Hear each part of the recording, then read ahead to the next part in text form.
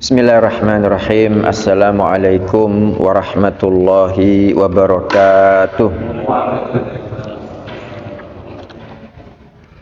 Alhamdulillahirabbil alamin, wassalatu wassalamu ala imamil mursalin nabiyyina Muhammadin wa ala alihi wa ashabihi ajma'in, amma ba'd. Subhanaka la ilma lana illa ma 'allamtana innaka antal alimul hakim. Allahumma anfa'na bima 'allamtana wa 'allimna ma yanfa'una warzuqna ilman yanfa'una. Allahumma la sahla illa ma ja'altahu sahla wa anta taj'alul hazna idza syi'ta sahla faj'al lana ya rabbana kulla syai'in sahlan muyassara. Allahumma inna na'udzu bika min ilmin la yanfa' wa min qalbin la yakhsha' wa min nafsin la tashba' wa min da'watin la yustajabu laha. Rabbi shrah li sadri wa yassir li amri wahlul 'uqdatam min lisani yafqahu qawli. Amin. Bapak-bapak, ibu-ibu dan saudara sekalian yang diberkati Allah Ta'ala, alhamdulillah malam hari ini Allah Ta'ala memberikan kepada kita semua kemudahan untuk berkumpul bersama di masjid ini. Kita mengerjakan sholat isya berjamaah. Semoga Allah Ta'ala menerima ibadah sholat kita. Kemudian kita lanjutkan dengan mengkaji hadis-hadis Nabi Muhammad sallallahu alaihi wasallam. Tentunya yang kita lakukan ini adalah amal soleh berupa thalabul ilmi, Bapak Ibu. Maka kita bertawassul kepada Allah Ta'ala dengan amal soleh yang kita lakukan malam hari ini. Mudah-mudahan kita semua kelak dikumpulkan bersama-sama dalam surga Firdaus yang paling tinggi tanpa azab maupun hisab. Amin. Ibnu Hajar rahimahullah berkata, jadi kita sekarang pada hadis terakhir Bapak Ibu dari Kitabul Janaiz. Ibnu Hajar rahimahullah berkata, wa an Aisyah radhiyallahu anha qalat, dari Aisyah radhiyallahu anha berkata, qala Rasulullah sallallahu alaihi wasallam, Rasulullah sallallahu alaihi wasallam bersabda, la tasubbul amwat, kalian jangan mencela orang-orang mati. Fa innahum qad afdau ila ma qaddamu, karena mereka itu sudah mendapat apa yang dahulu telah mereka kerjakan. Nggih. Fa innahum qad afdau ila ma qaddamu, karena mereka sudah afdau itu mendapat, ila kepada mendapat apa? Ma apa-apa qaddamu yang telah mereka persembahkan. Kalau mereka dulu mempersembahkan kebaikan, maka mereka sekarang mendapatkan kebaikan. Kalau dahulu mereka mempersembahkan keburukan, ya wis, mereka sekarang sudah mendapatkan dosanya, kan begitu Bapak Ibu. Cuma berkaitan dengan masalah kematian, Bapak Ibu sekalian yang dirahmati Allah Ta'ala, jadi mungkin sudah kita bahas pada pertemuan-pertemuan yang lalu bahwa orang mati itu, kalau sudah mati Bapak Ibu, itu sudah tidak bisa beramal soleh. Sampai beristighfar pun lo tidak bisa. Makanya mumpung kita masih hidup ini, perbanyak yang namanya amal-amal jariah. Amal-amal yang pahalanya terus mengalir meskipun kita sudah meninggal dunia. Jadi itu. Dan termasuk amal-amal yang nanti kita tidak bisa mengerjakannya lagi setelah mati, kerjakan sekarang. Perbanyak sholat, perbanyak tilawatul Quran. Panjenengan bisa Pak tilawatul Quran setelah mati? Tidak bisa. Jenengan bisa ke masjid setelah meninggal dunia? Tidak bisa. Makanya mumpung masih hidup ini, perbanyaklah amal soleh. Nggih. Itu Pak. Jadi jangan sampai kita itu mati baru berok-berok, ya Allah balik no kula gitu. Ada ndak ayat yang demikian Bapak Ibu? Ada. Dalam surat Al-Munafiqun Allah Ta'ala mengatakan, wa anfiqu mimma razaqnakum, infakkan sebagian, bukan semua, sebagian yang kami rezekikan kepada kalian, min qabli ayyatiya ahadakumul maut, sebelum kematian mendatangi salah seorang dari kalian. Kan begitu. Ketika mati baru ngomong, fayaqula rabbi laula akhartani ila ajalin qarib. Ketika mati baru ngomong, ya Allah kenapa sih kok jenengan keseso mawon mendut kula. Ya sakarepe Allah lo, Allah sing punya makhluk kok. Nggih. Jadi baru mati baru ngomong, ya laula akhartani, mengapa engkau tidak menunda kematianku, ila ajalin qarib, sampai sebentar lagi. Untuk apa Pak? Untuk apa? Bukan untuk sholat, bukan untuk puasa, haji, umroh, bukan untuk iktikaf, bukan untuk tilawatul Quran, tapi untuk apa? Fa'as-saddaqa, agar aku bisa bersedekah, wa akum minas sholihin, dan aku menjadi orang-orang yang soleh. Berarti di sini kenapa kok dia menyebut sedekah secara khusus Bapak Ibu? Karena sedekah itu adalah pahalanya terus mengalir. Jadi panjenengan sudah meninggal dunia, pahalanya terus mengalir. Misalkan panjenengan bangun masjid, atau mewakafkan AC buat masjid, mewakafkan karpet buat masjid, Masya Allah. Atau paling tidak membiayai anak-anak, disekolahkan biar jadi ulama, biar jadi ustadz. Jarang loh Pak sekarang anak belajar itu cek ngerti agama, ya kan? Rata-rata itu belajar cek nanti kuliah itu setelah lulus oleh duit akeh, kerja bayarannya gede lama tenang. Halo. Jadi rata-rata begitu. Kalau sing belajar ngaji cek ngajine bener, mikirnya nah nek aku dadi guru TPA piro gajine lama ten sih. Jadi jarang Pak orang belajar agama itu. Kalau panjenengan Masya Allah bisa membiayai satu orang saja Pak, kemudian dia itu bisa belajar agama, jadi orang baik, disekolahkan, dibiayai sampean, ya paling SMP SMA aja, sanawiyah aliyah gitu kan. Nanti kalau S1 dikuliahkan di luar negeri gratis Pak, di Madinah, Masya Allah. Itu meskipun bukan anak kandung pean, tapi kalau jenengan punya amal usaha di situ Pak, Masya Allah, meninggal dunia guyu-guyu pean gitu loh. Seperti itu. Makanya nanti habis ini kan kita membahas tentang zakat nih. Tentang zakat. Nanti sedikit kita bahas di situ masalah mengkader. Jadi mengkader anak-anak biar jadi orang-orang yang soleh. Kenapa? Karena Islam itu kata Nabi Sallallahu Alaihi Wasallam, bada'al Islamu ghariban. Islam itu mulai dalam kondisi asing.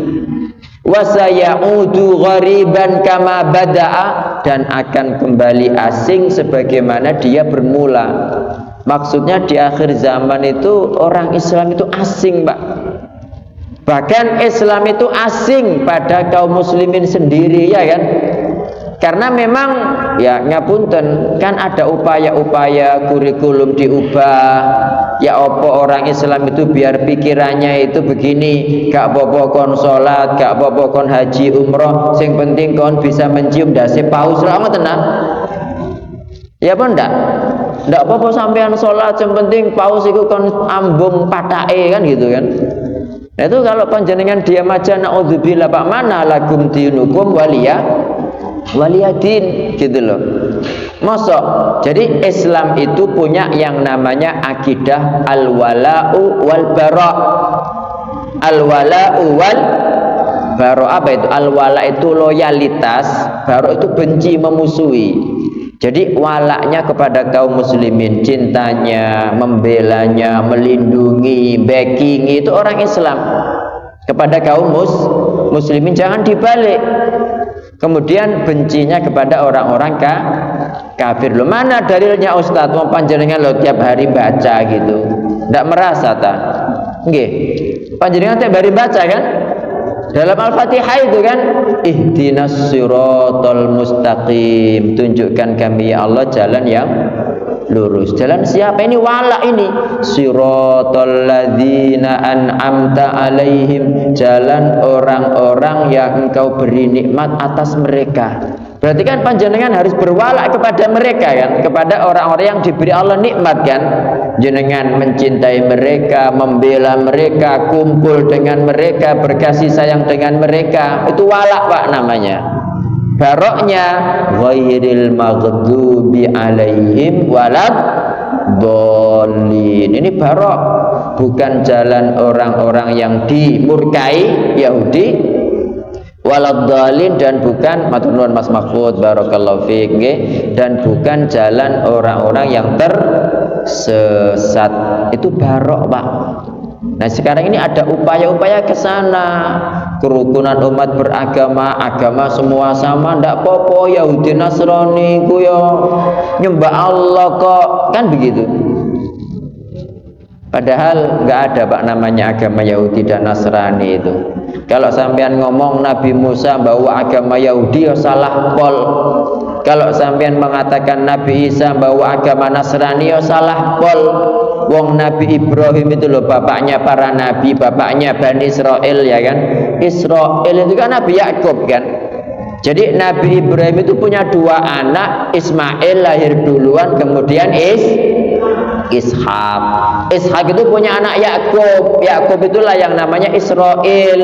Punya nama anak namanya Yusuf, terus sampai Nabi Isa. Itu semua dari keturunan Nabi Yakub. Jadi mereka semua itu Bani Israel namanya.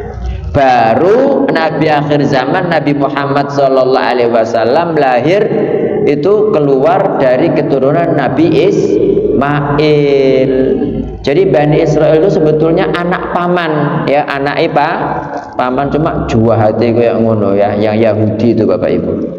Nah, Allah berfirman tentang Nabi Ibrahim, maka na Ibrahimu Yahudiyan wala Nasraniyan. Ibrahim iku gak Yahudi gak Nasrani, jelas. Walakin kana hanifa muslima, tetapi Ibrahim itu agamanya hanif, lurus, muslim, kan begitu. Kemudian Nabi Yakub Bapak Ibu, silakan dibuka ayatnya itu. Surat apa itu? Am kuntum syuhada'a id hadara Yaqubal maut. Surat apa? Al-Baqarah. Nggih. Ini Nabi Yakub Pak, ketika mau meninggal dunia, beliau itu mengumpulkan anak-anaknya. Sudah ketemu? Surat berapa? Al-Baqarah ayat 133. Nggih, Al-Baqarah ayat 133. Ayo kita baca bareng-bareng. A'udzu billahi minasy syaithanir rajim. Bismillahirrahmanirrahim. Am kuntum syuhada'a idh hadara Yaqubal maut. إذ قال لبنيه ما تعبدون من بعدي قالوا نعبد إلهك وإله آبائك إبراهيم وإسماعيل وإسحاق إلها واحدا ونحن له مسلمون. Am kuntum syuhada'a, apakah kamu menjadi saksi, gitu loh. Id hadara Yaqubal maut, ketika hadir ya, ketika datang kepada Yakub al maut, tanda-tanda kematian, dikumpulkan semua anaknya. Id qala libanihi, ketika Yakub berkata kepada anak-anaknya, ma ta'buduna min ba'di, apa yang bakal kamu sembah setelah aku mati? Qalu, mereka menjawab, apa Bapak Ibu? Na'budu ilahaka, kami akan menyembah ilahmu, Rabbmu, wa ilaha abaik, dan Rabb bapak-bapak pian Pak, yaitu Nabi Ibrahim, Nabi Ismail, Nabi Ishak, ilahan wahidan, Tuhan yang satu, bukan trinitas ya. Wa nahnu lahu muslimun, dan kami semua kepadanya apa? Nasrani, Yahudi. Muslimun, kita semua muslim gitu Pak. Ya, jadi pentingkan kita semua itu bagaimana sekarang mumpung masih hidup kita agar punya amal Pak, yang nanti kita meninggal pahalanya tetap mengalir. Sebetulnya ada 7 amalan, ya. Ada 7 amalan. Pengen tahu mboten? 7 amalan itu kalau panjenengan amalkan salah satunya saja, apalagi 7-7-nya, itu nanti setelah meninggal dunia itu Pak Bu, itu pahalanya tetap mengalir gitu loh. Ya. Jadi Ibnu Majah rahimahullah ini meriwayatkan satu hadis Nabi sallallahu alaihi wasallam mengatakan, inna mimma yalhaqul mu'min, sesungguhnya di antara perkara yang digabungkan kepada orang beriman, min amalihi, dari amalnya, wa hasanatihi, dan kebaikan-kebaikannya, ba'da mautihi, setelah dia mati. Nah ini Pak, ada 7. Jadi termasuk amal dan kebaikan yang akan digabungkan kepada seorang mukmin setelah mati, pertama kali adalah ilman allamahu wa nasyarahu, ilmu yang dia ajarkan dan dia sebarkan. Sampean ngajari orang ngaji Pak, ngajari Al-Fatihah, ngajari Iqra, Masya Allah, sampai orang itu bisa baca Al-Fatihah, sampean ajari, setiap dia baca Al-Fatihah sampean dapat pahalanya Pak, ilmu. Atau meskipun enggak Al-Quran, ngajarkan halal, haram, ngajarkan ini sunnah, ini bid'ah, ini hak, ini batil, itu termasuk ilmu yang dia ajarkan dan dia sebarkan. Yang kedua, wa waladan solihan tarokah, anak soleh yang dia tinggalkan. Anak soleh, dan anak soleh ini enggak harus anak kandung, bisa jadi anak-anak yang panjenengan didik, yang panjenengan biayai, yang panjenengan pokoknya ajari ya. Anak kaum muslimin itu kalau dia jadi soleh itu sama dengan anak panjenengan. Yang ketiga, au mushafan warrothah, atau mushaf yang dia wariskan. Atau dia enggak mewariskan, dia mencetak mushaf atau beli mushaf, beli 100 di dalam Masjid Al-Ikhlas. Cuma masalah gak nasi moco Pak, itu nasi moco dah itu gak ono. Dari dulu lah bentuknya gitu wae. Ya mereka gak nasi ngaji paling.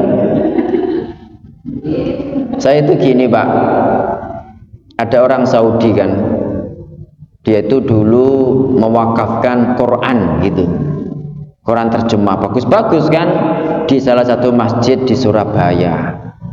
Misalkan ditaruh tahun kemarin, terus tahun sekarang ini lihat lagi didelok piye Quran kurek be akeh sing maca lecek-lecek tak gantine meneh gitu. Loh, nanti kabeh Quran iku ndak ono blas.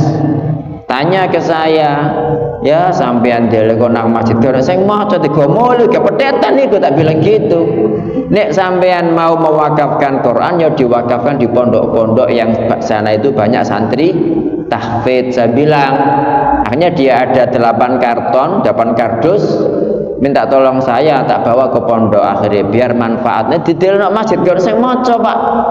Jadi dibaca tuh Quran kok apik digomole buat simpenan, kejibat paling, bukan dibaca gitu loh masalahnya. Jadi uang Islam itu aneh ya, katanya Al-Quran kitab sucinya tetapi maca gak iso, ngono gak sungkan, sampai tuwek gak belajar. Maksudnya itu ndak usah sungkan kepada manusia, sungkan kepada Allah gitu loh. Mosok sampai tuwek gak iso maca Quran gak anu ta gitu loh. Gitu Bapak Ibu nggih. Tapi intinya orang itu kalau dia mewakafkan Quran, dibagi-bagi di masjid ya, maka itu tetap sebagai sedekah jariyah. Setiap yang baca dia dapat pahala. Lah Ustaz, kalau nggak ada yang baca ya tetap pahalanya ada, cuma berkurang gitu aja kan, beda kan. Niat itu sudah ada, ketika nggak ada yang membaca kan salah letaknya gitu ya, tetap dia dapat pahala. Makanya mau bersedekah, mau berwakaf, lihat-lihat dulu gitu kan. Au masjidan banahu, atau masjid yang dia bangun ya, masjid yang dia bangun. Masjid juga begitu Pak, kadang-kadang orang itu getun, ya Allah aku pengen bangun masjid nang kene tiba kok saiki masjid itu digawe dangdutan gitu kan. Nah, salah-salah tempat itu nggih. Au baitan libnis sabili banahu, atau rumah untuk ibnu sabil yang dia bangun. Apa maksudnya? Buat para musafir. Misalkan ada orang dari luar Jawa, dari mana ke sini, misalnya datang ke masjid, terus panjenengan kasih fasilitas kamar, misalnya tidur di situ gratis, ono kulkas, ono dispenseri misalnya, itu tok lah wis seneng Pak. Apalagi kalau di situ dikei makan 3 kali sehari, weh rame Masjid Al-Ikhlas jadinya.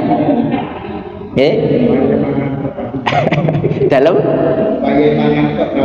ya ndak, ya memang kan ya caranya kan seperti itu kan, biar mendatangkan orang gitu loh. Bu niatin golek mangan, tapi yang penting kan nanti masih ya sholat kepok sholat ndak apa-apa sih. Karena ada orang itu Bapak Ibu masuk surga itu dipaksa, dirantai itu ada. Jadi ada orang-orang itu yang masuk surga dengan dirantai. Maksudnya apa? Mereka kan kafir, dipaksa masuk Islam, baru kemudian Islamnya bagus ya akhirnya dia masuk surga gitu loh. Jadi rumah untuk ibnu sabil yang dia bangun, misalkan dekat-dekat kampus ya, atau dekat-dekat pondok kan biasanya ada orang tua santri berkunjung ya. Itu kalau ada rumah ya, rumah singgah gratis, guest house, masya Allah, itu pahala dok Pak, disebutkan di sini. Dan dulu pada zaman-zaman keemasan Islam itu banyak rumah-rumah singgah itu buat para musafir, ya, apalagi buat para tolabul ilm, buat para tolabul ilmi, buat para mahasiswa gitu, dibuat rumah ya gratis, difasilitasi, wes sampean di sini nggak usah bayar kos, sampean dikai mangan di situ, masya Allah. Itu Pak, pahalanya besar. Au nahron ajrohu, atau sungai yang dia alirkan, ya sungai, mata air, sumur ya, yang dia bor, minumnya airnya buat banyak orang, masya Allah. Sudah berapa ini? Yang ketujuh, au shadaqatan akhrajaha min malihi, atau sedekah yang dia keluarkan dari harta dia. Bukan hartanya orang dia sedekahkan, boten Pak. Loh memang ada tahu Ustaz, orang bersedekah, mensedekahkan hartanya orang ada. Mungkin dia maling, dia rampok, dia koruptor ya, dapat uang banyak, barang ngono tobat, ya Allah iki duwe sapa wae rek.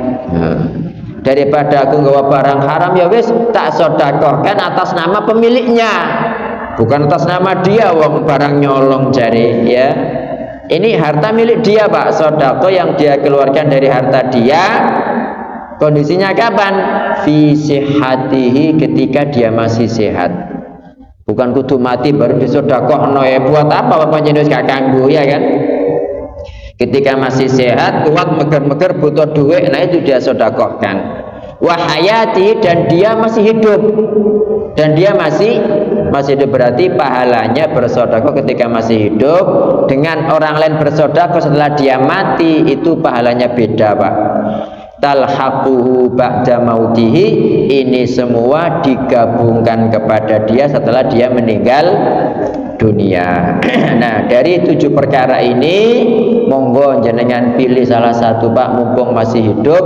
Mudah-mudahan dengan itu nanti panjenengan bisa mendapatkan pahala yang terus mengalir, meskipun waktu itu kita sudah tidak bisa beramal soleh lagi. Begitu. Kemudian dalam riwayat At-Tirmizi fatudzul ahya. Tadi kan jangan mencaci orang-orang mati. Lah kok dicaci wong mereka sudah mendapatkan balasannya kok. Satu, yang kedua, kenapa tidak boleh fatudzul ahya sehingga kalian menyakiti orang-orang yang hidup. Nggih. Jadi Bapak Ibu sekalian yang dirahmati Allah taala, hadis ini sahih. Pelajaran pertama, secara lahir hadis ini mengharamkan kita mencaci mayit secara mutlak. Baik mayitnya itu muslim, kafir, ya, atau muslim fasik, atau muslim yang soleh, seakan-akan tidak boleh. Tetapi rupanya hadis ini umum. Hadis ini umum, boleh mencaci kalau ada sebab khusus. Ya, misalkan kayak orang-orang kafir, makanya kan boleh kayak tabat yada abi lahabi wa tab, boleh mencaci orang kafir. Tapi kalau orang muslim secara umum Bapak Ibu tidak boleh. Ya, tidak boleh. Jadi paling selamat tidak boleh gitu loh. Tetapi dalam kondisi-kondisi khusus ya boleh, ya. Misalkan orang ini dulu begini, tujuannya untuk memberikan pelajaran, ya, dulu perbuatan seperti ini gitu kan. Tapi kalau perlu ya tidak usah menyebutkan nama. Bapak Ibu tetap aib, ya, tetap aib. Dan Nabi Shallallahu Alaihi Wasallam mengatakan, wa man sataro musliman satarahullah fid dunya wal akhirah. Barang siapa yang menutupi aib seorang muslim, Allah menutupi aibnya di dunia dan di akhirat. Nah, alasan kenapa kok kita dilarang mencaci orang mati? Kata Nabi, alasan pertama karena orang mati itu sudah mendapatkan balasannya. Nah, apa sampean kok kepo, ya? Ya mereka tuh kalau baik biar Allah yang membalas kebaikannya, kalau buruk biar Allah yang membalas keburukannya. Allah kan seadil-adilnya Rob kan, ahkamul hakimin, tidak ada yang ketinggalan. Wa ma rabbuka nasiya, Rabbmu tidak akan lupa wahai Musa, ya. Jadi Allah nggak pernah melupakan Bapak Ibu. Nabi Ibrahim alaihissalam, beliau itu kan yang pertama kali dikasih Allah pakaian kan Bapak Ibu nggih. Halo.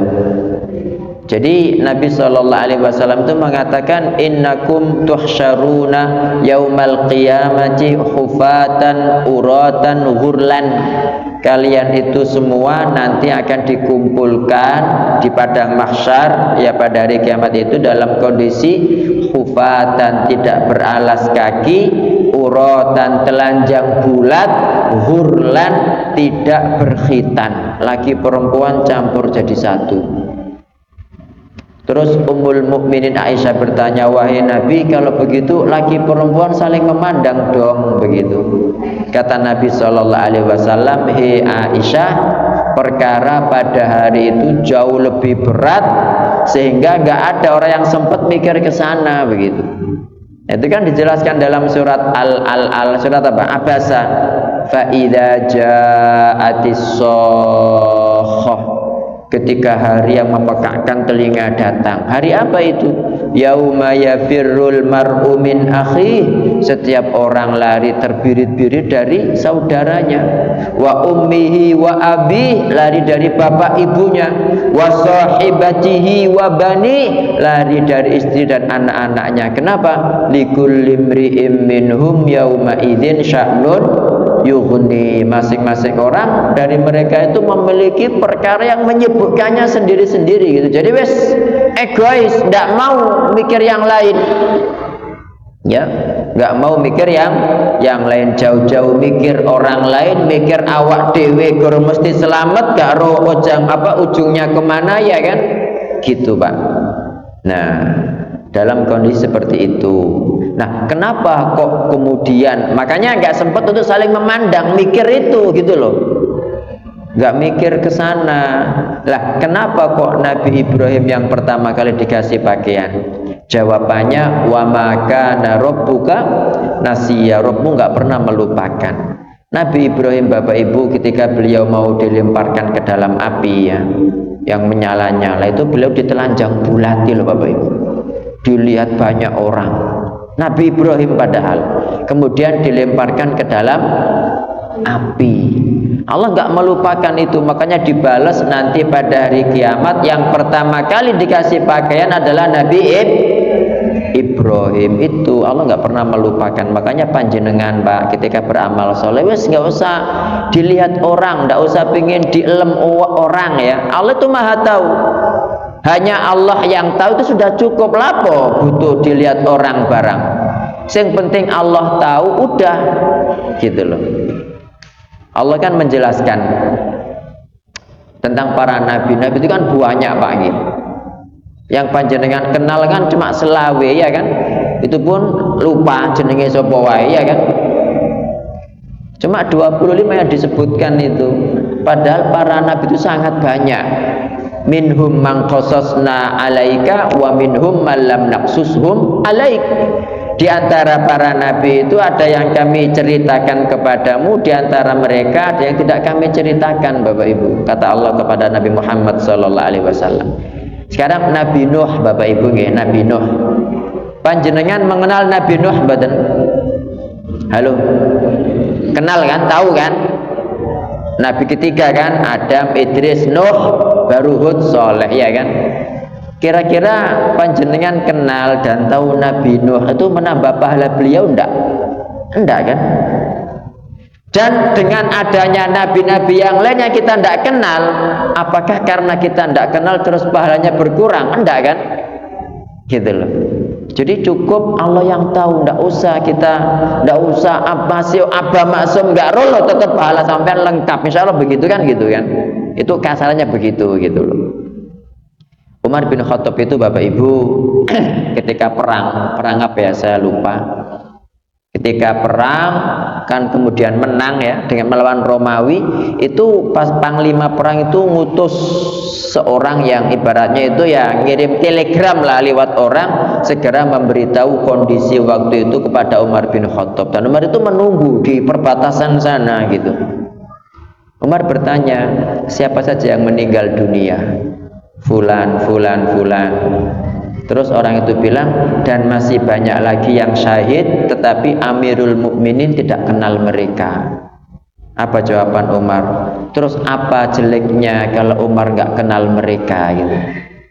Jadi yang penting kita beramal untuk Allah Subhanahu wa taala. Masih manusia nggak ada yang tahu, Allah yang tahu itu cukup Bapak Ibu. Menungso lo iso opo ya kan? Jadi seperti itu. Makanya mudah-mudahan Allah Subhanahu wa taala senantiasa memberikan kepada saya dan panjenengan semua keikhlasan. Wis lakukan semuanya untuk Allah Subhanahu wa taala. Enggak usah orang tahu. Innama nut'imukum liwajhillah. Kami memberi makan kalian itu untuk wajah Allah taala. La nuridu minkum jazaan wala syukura. Kami itu enggak minta kepada kalian balasan maupun ucapan syukran. Apa syukran? Matur nuhun gitu kan, gitu Bapak Ibu. Kemudian alasan kedua kenapa kita tidak boleh mencaci orang mati Bapak Ibu, biar yang hidup itu tidak tersakiti, biar yang hidup itu tidak terganggu, apakah anak-anaknya, kerabat-kerabatnya gitu. Kalau disebut-sebut itu mereka juga akhirnya kan marah gitu loh. Masih misalnya mati kafir, oh iki biyen anek wong kafir kan gak enak pada gitu kan. Masih dia muslim ya kan, oh bawa neraka ya gitu. Ya juga ini sebagai pelajaran bahwa kita itu disuruh menjaga persatuan Bapak Ibu sesama muslim itu, dan jangan menghadirkan perkara-perkara yang bikin permusuhan. Hindari perkara-perkara yang bikin permusuhan. Di antaranya ini nyebut wong sing wis mati biyen, oh tiba kan keturunan maling ya gitu kan. Nah maling saiki kan apa bedanya? Maksudnya gini, hubungannya apa gitu kan? Hubungannya apa? Masuk gara-gara bapak ibian maling terus kemudian dia masuk neraka karena kesalahan bapaknya, kan tidak mungkin kan? Wala taziru waziratun wizra ukhra. Jadi orang itu nggak mendapatkan dosa gara-gara perbuatan buruk orang lain, kecuali nek niru kayak bapak ibien gitu kan. Ya kalau ndak ya ndak gitu kan Bapak Ibu. Nggih, insyaallah demikian. Ini hadis terakhir dari kitab jenazah. Sekarang kita masuk pada kitab zakat. Mungkin ada pertanyaan Bapak Ibu tentang kitab jenazah ini, silakan.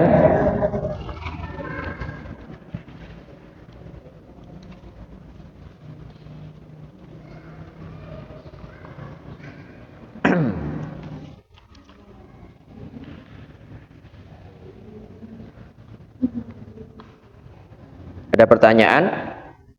Monggo Bu.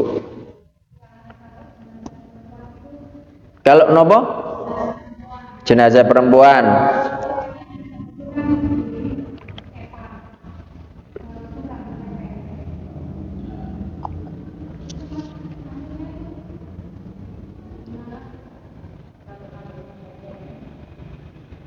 Nggih.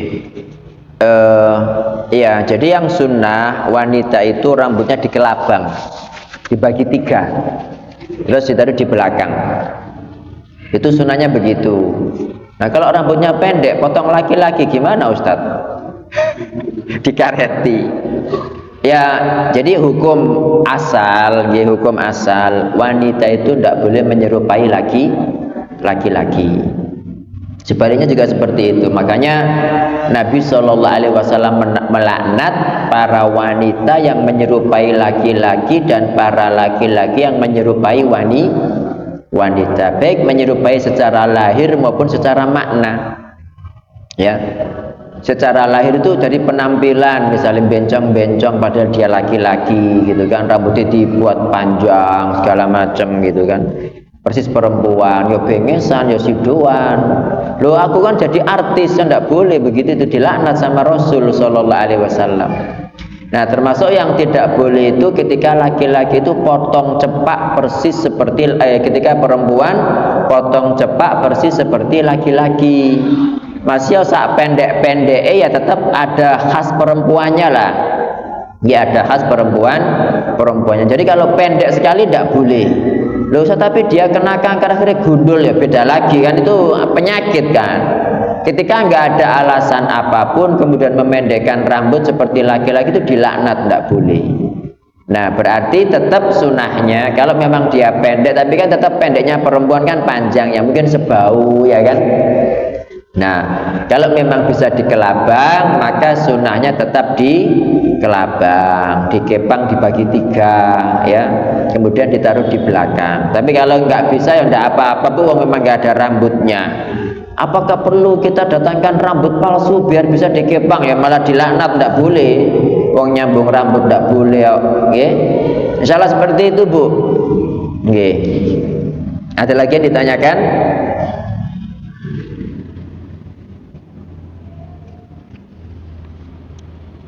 Halo. Kalau tidak ada, sekarang kita masuk bab kitab zakat Bapak Ibu nggih. Jadi zakat ini menurut bahasa artinya an-nama'u waziyadah, berkembang dan bertambah. Itu berarti maknanya apa? Harta kalau dizakati semakin barokah, semakin berkembang, semakin tambah banyak. Itu makna zakat secara bahasa. Makna lain, zakat itu adalah suci dari kata makanya tazkiyatun nafs itu kan mensucikan jiwa.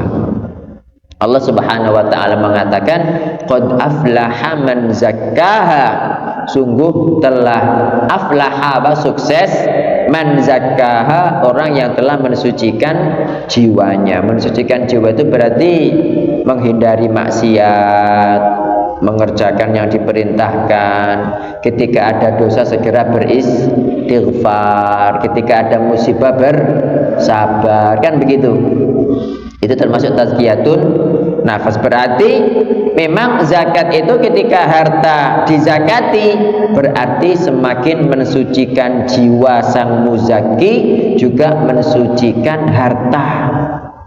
Ya, mensucikan harta orang yang berzakat itu secara bahasa.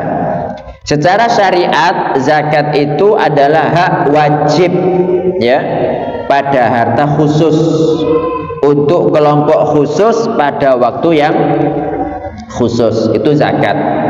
Jadi hak wajib pada harta, Pak. Pada harta yang khusus, enggak semua harta wajib dizakati.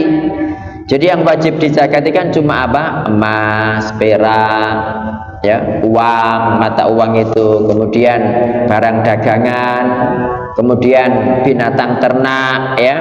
Binatang ternak itu kan masuk apa? Unta, kambing, sapi, kelinci, boten, marmut, boten, hamster, ya boten. Loh, hamster kan lo buahnya. Kalau nggak dijual sebagai barang dagangan tidak wajib di zakat. Ini ayam enggak juga, tapi kalau dia sebagai barang dagangan jualan ayam, ya maka itu termasuk yang wajib di zakati, ya. Kemudian harta khusus itu biji-bijian, ya, masuk dalam biji-bijiannya beras, jagung, kacang hijau, ya, kacang-kacangan itu Bapak Ibu. Kemudian kurma, kismis, anggur kismis. Kalau telo enggak, menyok enggak, rukem, tahu rukem nggih? Iya, itu enggak. Kecuali kalau memang dia bisa dibuat kismis, ya, kayak anggur itu kan dikeringkan sehingga dia bisa bertahan lama. Kayak buatin itu kan bisa dibuat seperti apa? Kismis kan, dikeringkan jadi lama. Nah itu kalau sebagai barang dagangan maka wajib dizakati. Tapi nggak ada kewajiban menzakati buatin, enggak. Tapi kalau anggur, kurma, iya Bapak Ibu. Itu harta khusus dikeluarkan kepada kelompok khusus. Siapa kelompok khusus? 8 asnaf yang disebutkan dalam surat At-Taubah ayat 60. Ada 8. Fi waqtin makhsus, pada waktu yang khusus. Waktu khusus kapan? Ramadan boten. Jadi jangan disalah kaprai bahwa Ramadan waktunya zakat. Tidak. Zakat itu wajib dikeluarkan ketika sudah 1 tahun di tangan dan sudah mencapai nisab. Okay. Kalau sudah mencapai nisab, misalkan nisabnya itu 20 dinar. Ya, nisab itu 20 dinar, Pak. 1 dinar itu 5 juta. 1 dinar berapa? 5 juta. Nah, ini jenengan punya 20 dinar. Berarti 20 kali 5 juta berapa? Ada? 100? Pas. Ya, nggak tahu naik lagi, ya. 1 dinar, salah. 1 dinar, 5 juta tadi ya. Oh iya, 1 dinar 5 juta. Nggih, benar berarti 100. Nah, itu kalau jenengan punya uang 100 juta sekarang atau 20 dinar, ditunggu ini tanggal berapa ini? 26 September, ya, berarti ditunggu sampai September tahun depan. Kalau tidak berkurang pada tanggal yang sama, wajib dikeluarkan setengah dinar. Setengah dinar berarti 2.500.000. Kalau misalkan belum sampai September tahun depan, Juni misalnya, kok berkurang karena butuh biaya, misalnya anaknya masuk sekolah atau apa, yang nggak wajib zakat gitu loh. Tapi kalau panjenengan mau bersodako ya monggo, tapi tidak wajib gitu Bapak Ibu. Nggih. Itu waktu yang khusus. Nggih, hadis pertama Ibnu Hajar rahimahullah berkata, Ani bin Abbasin radhiyallahu anhuma, dari Ibnu Abbas radhiyallahu anhuma, anna nabiyya sallallahu alaihi wasallam, bahwasanya Nabi sallallahu alaihi wasallam ba'atha Mu'adzan ilal Yaman. Nabi itu mengutus Mu'adz bin Jabal ke Yaman. Nah ini Bapak Ibu. Jadi Nabi sallallahu alaihi wasallam itu mengkader orang-orang di madrasah beliau. Setelah punya ilmu dikirim sebagai hakim, sebagai qadhi, sebagai guru agama, ngajari orang gitu loh. Nah ini kalau mboten yang paling pantas melakukan panjenengan terus sopo, mosok wong-wong seno omprengan kan tidak mungkin kan. Jadi kalau bukan panjenengan siapa gitu loh. Itu tugas. Jadi ada anak-anak dipilih gelem sekolah ya kan, digembleng belajar ilmu syar'i gitu. Nanti pulang jadi kiai sing ngajari agama di daerah situ atau di kampung lain atau dikirim ke daerah sing rawan kristenisasi misalnya, ya kan? Begitu juga diajari keterampilan biar mandiri, biar bisa bercocok tanam, pokoknya biar bisa hidup gitu loh, nggih. Seperti itu. Jadi Nabi Shallallahu Alaihi Wasallam mengutus Mu'adz ke Yaman. Fadzakarul hadis, kemudian menyebutkan hadisnya Abdullah bin Abbas ini. Wafihi, dalam hadis itu.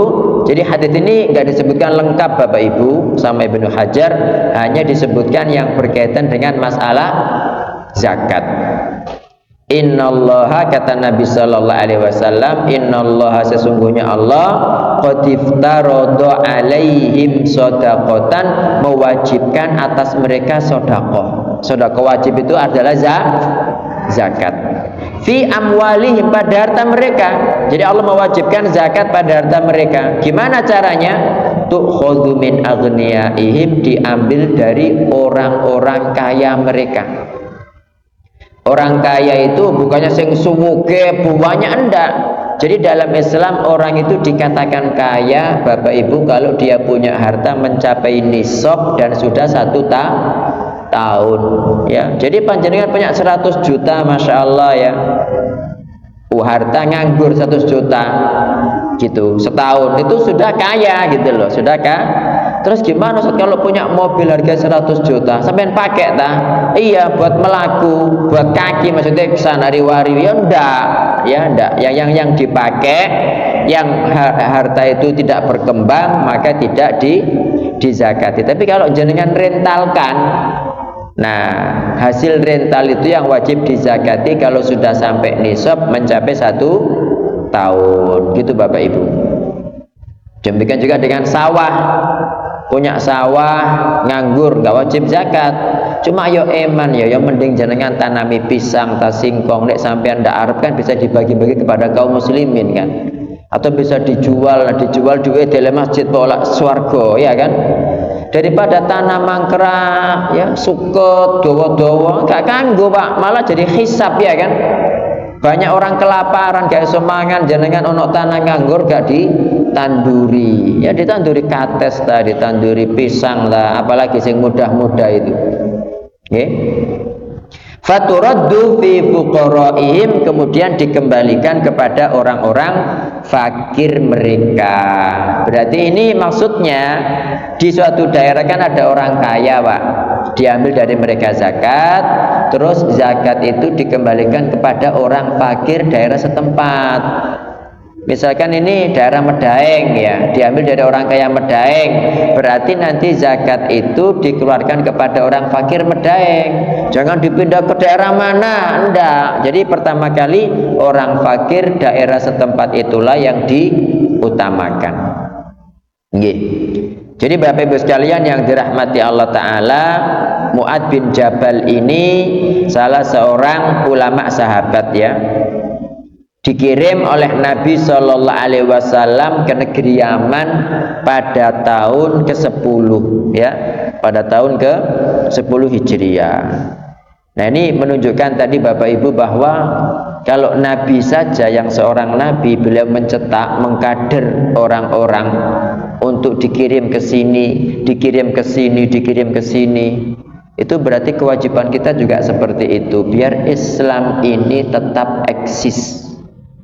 Kenapa? Apalagi pada zaman sekarang, sebagaimana tadi saya katakan, banyak upaya-upaya merusak Islam, gitu loh. Jadi Islam itu dibuat gado-gado tadi, tidak apa-apa sama jadi imam besar gitu. Sementing gelem mencium patake paus kan, gitu kan? Ya. Nah, gitu loh Bapak Ibu. Itu jadi seakan-akan itu perkara yang biasa gitu loh. Tidak ada. Jadi memang ada upaya untuk merubah pendidikan, misalnya ayat-ayat jihad dihilangkan, wis gak ono bakasan jihad.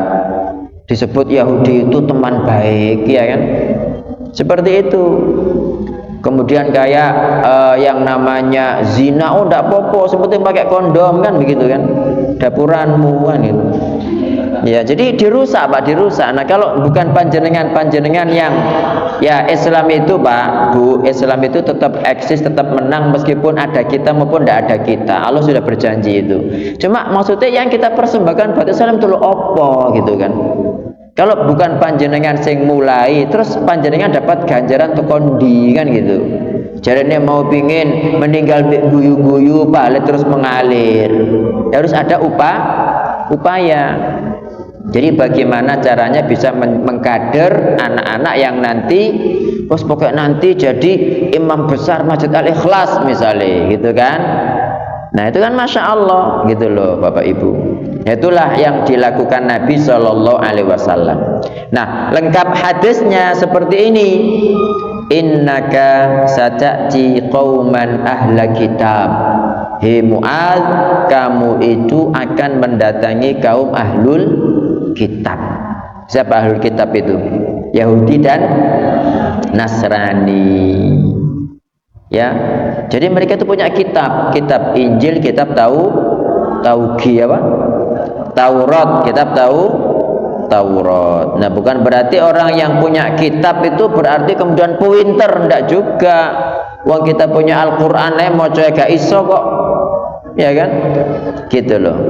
Nah, ketika kamu datang kepada mereka, ini loh cara dakwah Bapak Ibu, falyakun awwalu ma tad'uuhum ilaihi syahadata alla ilaha illallah wa anni rasulullah.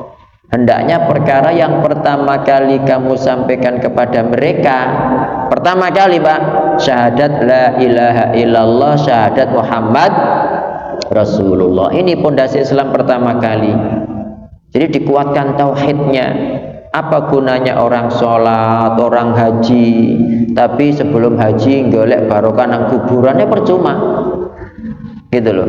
Jadi dikuatkan tauhidnya. Jadi dua kalimat syahadat ini. Fa inhum ata'u lidzalika, jika mereka itu mentaati kepada dua kalimat syahadat, fa akhbirhum, maka beritahu mereka, annallaha aftarada alaihim khamsa shalawatin fi kulli yaumin wa lailah. Kalau mereka sudah menerima syahadat la ilaha illallah, syahadat Muhammad Rasulullah, beritahukan kepada mereka bahwa Allah mewajibkan kepada mereka sholat 5 waktu sehari semalam. Dan ini menunjukkan kepada kita banyak pelajaran Bapak Ibu. Pertama apa? Bahwa ketika kita menghadapi banyak perkara wajib, banyak perkara penting, maka yang panjenengan nggak bisa melakukannya langsung sekali waktu, maka pilih mana yang paling penting. Sholat penting nggak penting, tetapi yang jauh lebih penting daripada sholat apa? 2 kalimat syahadat, dan itulah pentingnya tauhid itu di situ Bapak Ibu. Yang kedua, bahwa sholat wajib itu cuma 5. Idul Adha, Idul Fitri tidak wajib, sunnah. Sholat malam, tahajud tidak wajib, sunnah. Tahiyatul masjid juga sunnah. Yang wajib itu cuma sholat 5 waktu. Fa inhum ata'u laka bidzalik, kalau mereka mentaatimu Mu'adz untuk sholat 5 waktu itu, fa akhbirhum, nah ini maka beritahu mereka, annallaha, bahwa Allah itu qad farada alaihim shadaqatan, mewajibkan kepada mereka sedekah, ya, tu'khadhu min aghniyaihim faturaddu ala fuqaraihim, yang diambil dari orang-orang kaya mereka kemudian dikembalikan kepada orang-orang miskin. Ini yang dicantumkan Ibnu Hajar di sini.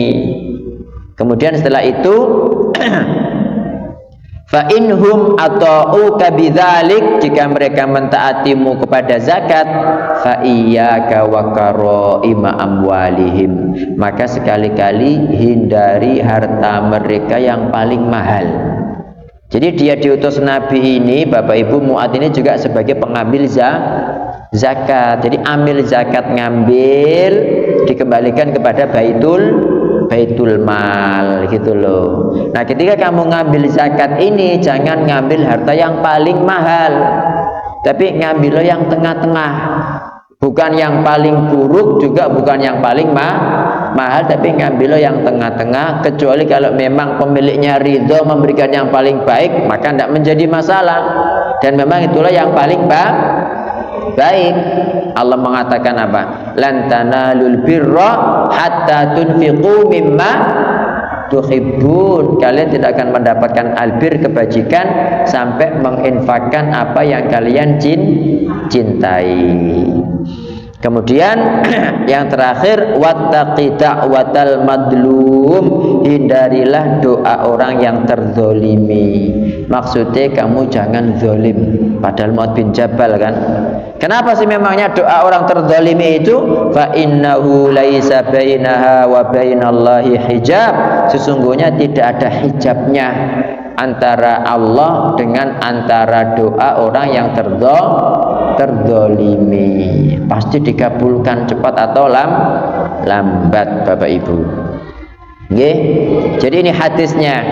Ya, jadi ini hadisnya. Jadi di antara arahan Nabi Muhammad sallallahu alaihi wasallam, di antara arahan Nabi Muhammad sallallahu alaihi wasallam itu ketika berdakwah itu mengedepankan tauhid. Jadi perbaiki dulu syahadat la ilaha illallah, syahadat Muhammad Rasulullah. Percumalah orang itu sholat tapi kemudian mintanya kepada selain Allah Ta'ala, percaya jimat, percaya dukun, takut kepada jin ini bisa berbuat begini begitu, ya kan. Kemudian percuma juga ya orang itu yang merusak syahadat la ilaha illallah itu kan perbuatan bid'ah sama maksiat kepada Rasul sallallahu alaihi wasallam. Dan betapa banyak orang itu Bapak Ibu karena tidak ngerti ya, padahal kita kan diperintahkan belajar agama ya, akhirnya beramal itu berdasarkan fathul jari gitu loh. Nah, insya Allah seperti itu. Ini hadis pertama dari kitab zakat. Mungkin ada pertanyaan Bapak Ibu, monggo silakan.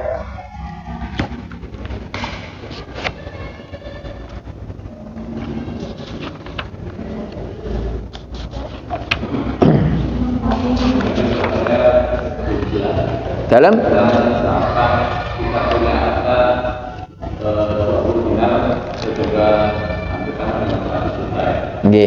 itu untuk saat ini Pak. Tahun depan dinar itu bisa berubah harganya. Dalam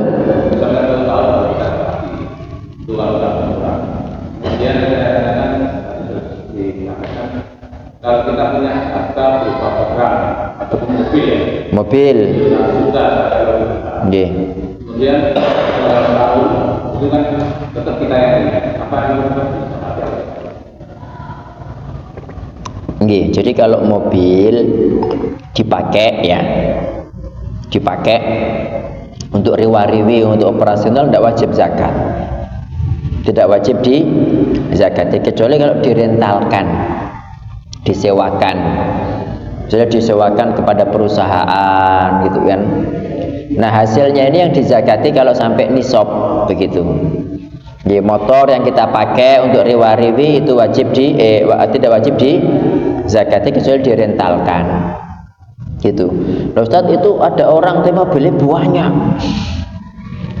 Ya kalau seperti itu ya maksudnya kan ada Bapak Ibu orang-orang itu mobil itu karena untuk gaya-gayaan, karena gaya hidup mobilnya buahnya, padahal sih yang dipakai cuma satu gitu kan ya, yang dipakai cuma satu. Nah kalau seperti itu saya kira yang orang Islam ya nggak beranilah hidup bermewah-mewah. Buat apa memperbanyak hisab ya kan, banyak orang nggak bisa sekolah, banyak orang nggak bisa makan, kok dia mobilnya sak pirang-pirangan begitu. Insya Allah begitu Bapak Ibu ya. Jadi kalau panjenengan punya mobil, punya motor dan dipakai, punya rumah juga dipakai ya, dihuni sendiri, tidak wajib zakat. Tapi kalau rumah dikontrakkan gitu kan, dikontrakkan, nah ini hasil kontraknya ini ya, itu yang wajib dizakati ketika sampai nisab, seperti itu. Barang dagangan misalnya kita itu jualan aqua kemasan gitu kan, ada Clio, ada aqua, ada santri, ada suli, ada kimas ya, ada LPG, apalagi Nah, itu kalau harta kita semua, itu sekarang kita hitung semua. Kita hitung semua. Nah, kalau bejajinya totalnya itu sampai 100 juta sekarang. Nah, kita lihat sampai setahun ke depan. Kalau sampai setahun ke depan tetap segitu ya, dan insya Allah malah bertambah kan, maka kita wajib mengeluarkan tadi 2, nggak banyak kok, cuma setengah dinar kan 2,5 juta kan, 2.500.000. Dari 100 juta itu cuma dikeluarkan 2.500.000. Ustaz, kalau misalnya saya pengen wis tak tokno 5 juta kok mek 2,5 juta ya mboten napa-napa. Ya itu berarti sedekah kan lebih baik ya kan, tapi tidak wajib gitu loh. Insyaallah begitu Pak. Nih, ada lagi yang ditanyakan Bapak Ibu? Dalam beli tanah untuk investasi. Nggih. Beli tanah untuk investasi enggak wajib zakat, kecuali kalau tanah ini diperjualbelikan. Kalau untuk investasi saja tidak wajib zakat, cuma jadi saya katakan biar tidak muspro, dikasih apa? Dikasih tanaman, apakah pisang, apakah singkong gitu loh, apakah pepaya. Andaikan dicolong orang, andaikan dimakan burung, itu kan tetap sedekah. Ma min muslimin, kata Nabi sallallahu alaihi wasallam, tidak seorang muslim yaghrisu ghursan, yang menanam tanaman, au yazra'u zar'an, atau menanam tanaman, ya sama, cuma bedanya kalau zar'a itu dari apa ya, dari apa sudah ada, kalau ghurasa dari biji atau kebalikan seperti itu. Ya, fayakulu minhu insanun, maka dimakan manusia. Au tairun, burung, au bahimatan, atau binatang ternak, illa kanat lahu bihi shadaqah, kecuali itu adalah sedekah baginya gitu. Jadi kalau punya tanah jangan dibuat nganggur lama, mending difungsikan, ditanduri pisang atau apa gitu loh. Tapi tidak wajib dizakati, kecuali kalau disewakan Indomaret misalnya. Tapi Indomaret itu kan jual macam-macam kan, ya jual rokok, ya jual, ada birnya enggak ya? Ada. Jenengan itu Pak, nah kok nangki ini Cik Ado ya me Bayangkara, Pak Adib nggih, kenal panjenengan Pak? Oh nggih. Jadi Indomaret itu enggak jual bir enggak ya? Jual apa enggak? Oh sudah enggak boleh ya, cuma rokok ya paling mentok ya. Oh iya, nggih. Ya jadi kalau disewa gitu berarti apa yang hasil sewanya itu yang wajib dizakati. Jadi kan banyak tanah ya Bang. Monggo Bu silakan. Kalau nopo Bu? Nopo? Tabungan sampai berapa T?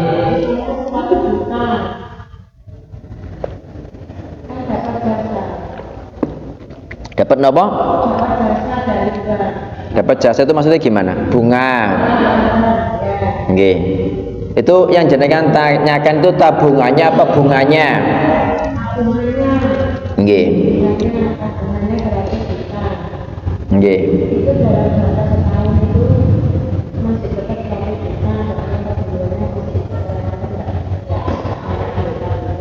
Nggih.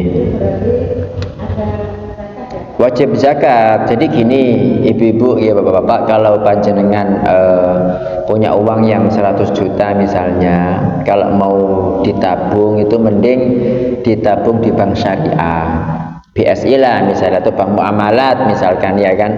Itu sehingga nanti keuntungannya itu bukan bunga tapi bagi hasil ya kan, tapi bagi hasil itu halal insya Allah. Tapi kalau panjenengan letakkan di bank konvensional itu bunga itu riba, haram, tidak boleh gitu loh ya. Jadi kalau misalkan jenengan nabung 100 juta kan sudah sampai nisab kan, tahun depan 100 juta juga atau malah bertambah kan, ada bagi hasilnya tadi, maka wajib dikeluarkan 2,5 juta, setengah dinar gitu.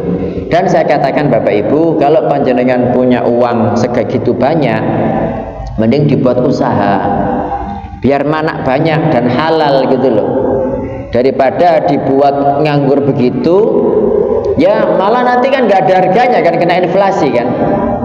Atau dibuat beli dinar, dibuat beli dinar, 1 dinar, 2 dinar, atau dibuat emas, buat beli emas batangan antam kan banyak. Itu sekarang misalnya panjenengan beli 1 gram sekarang ya, 5 tahun lagi 1 gram berapa kan? 500 ya misalnya ya, dalam 1 juta. Itu jenengan sekarang beli 1 juta ya, itu 5 tahun lagi mungkin bisa 5 juta ya kan gitu. Mending begitu daripada daripada nabung uang gitu loh. Nabung uang kan ya tadi itu, andai kan untung tidak banyak, kecuali kalau dibuat modal usaha ya, jadi terkena inflasi, inflasi nggak ada harganya uang itu. Mending dibuat beli emas, insya Allah begitu. Nggih, sampun nggih. Wallahu ta'ala a'lam. Barakallahu fikum. Subhanakallahumma wa bihamdika asyhadu an la ilaha illa anta astaghfiruka wa atubu ilaik. Wassalamualaikum warahmatullahi wabarakatuh.